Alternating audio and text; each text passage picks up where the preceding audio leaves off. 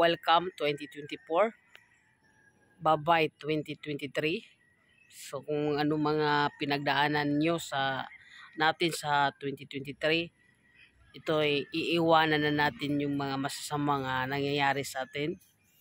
Mag-move on po tayo dahil 2024, panibagong hamon na naman sa buhay ang hahatakin natin. Napaka-simple ang ating sistema, no? Hindi kailangan na mabuhay ka sa nakaraan mo, dahil ang oportunidad mo wala sa nakaraan, andito sa hinaharap mo ngayon, andito mismo sa ngayon kung saan ang patutunguhan mo, lalo na ngayon na kung minamalas ka 2023, 2024 ay ang malas, hindi naman totoo yan. Tayong tao ang nagdadala sa buhay natin. So, tayong tao ang nagbibigay ng pag-asa, no, sa sarili natin. Tayo po yung ay nag-decide yan. So, kung mahirap ka ng 2023, so, kasalanan mo yan.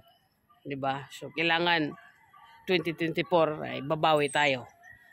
Ganoon yun. So, hindi kailangan na mabuhay ka sa masamang alaala mo. Di ba?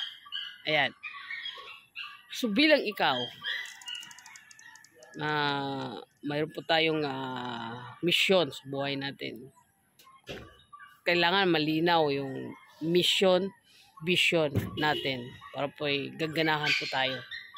Lalo na pag may mga negative na dumating sa atin, pag hindi malinaw ang ating vision at mission, ay talagang pag may negative, susuko na tayo agad. So, sayang, no? Puro tayo umpisa. So, ayan. So, kailangan na manatili po tayong matibay. Ngayon, sa dadaan pang mga taon. Yan. Ako pong experience po sa 2023, i-share ko lang sa inyo na kailangan po mamili po tayo ng taong magiging kaibigan natin. So kung ang kaibigan po natin, ang circle ng ating kaibigan ay ito ay hindi magpapaangat sa atin, ito po ay maling kaibigan natin, yung walang pangarap,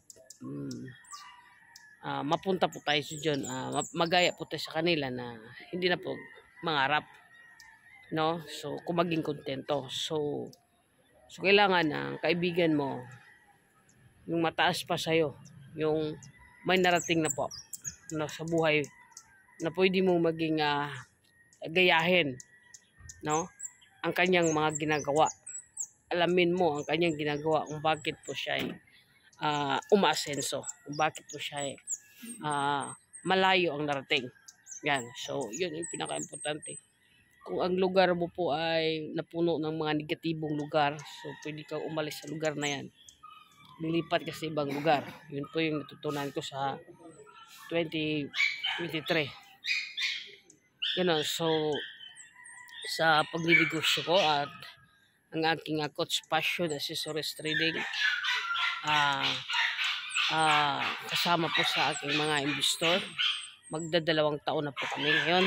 So lumaban po kami sa mga gitna ng pagsubok. So ngayon sa 2024, sigurado po akong marami pong blessing na po ang aming makakamtan, no, makukuha.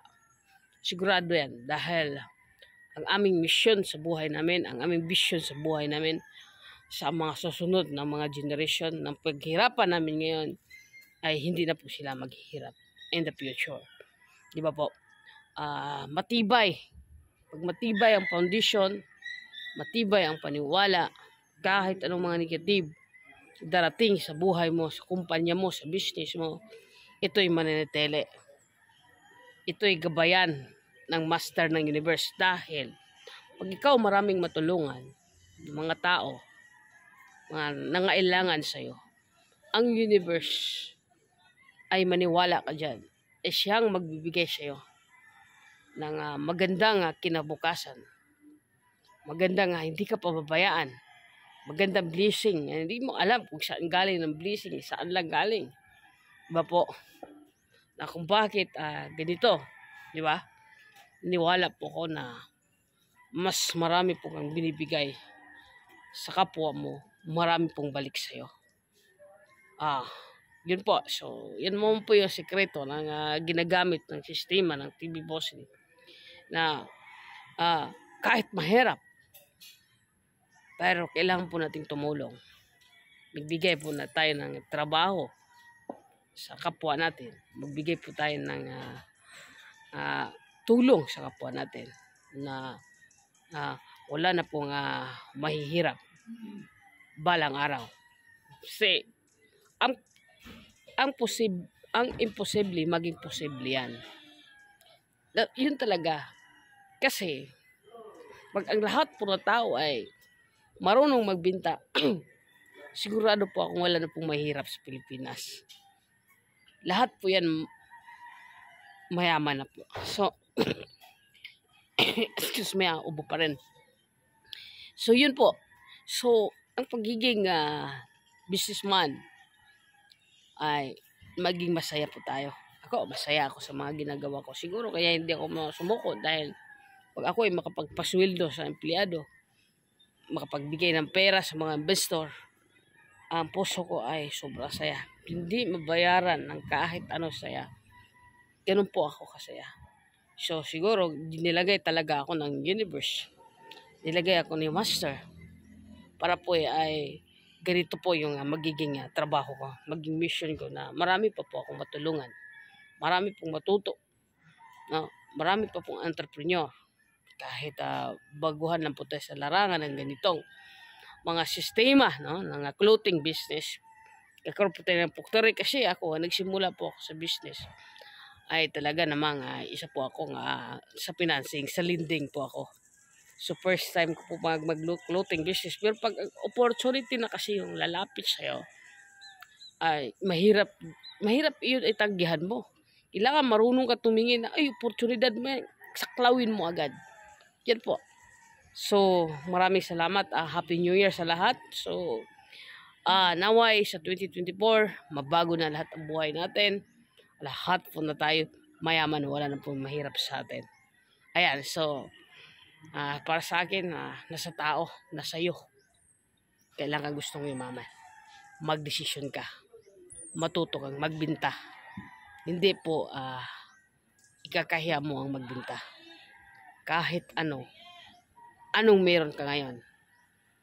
Hindi katarungan yung magsabi ka na wala kang kapital. Kung anong meron ka ngayon, iyan ang ibenta mo. Kung mayroong hindi nagagamit sa bahay mo, umpisahan mo. Maraming salamat. Mahal-mahal po kayo. Gustong maging trilyones tayong lahat. In the future, mayaman si Master. Sobrang mayaman. Siya po ang bangko natin. We-withdraw lang tayo sa universe. Agad bibigay sa atin sa mga kailangan natin. Bye-bye!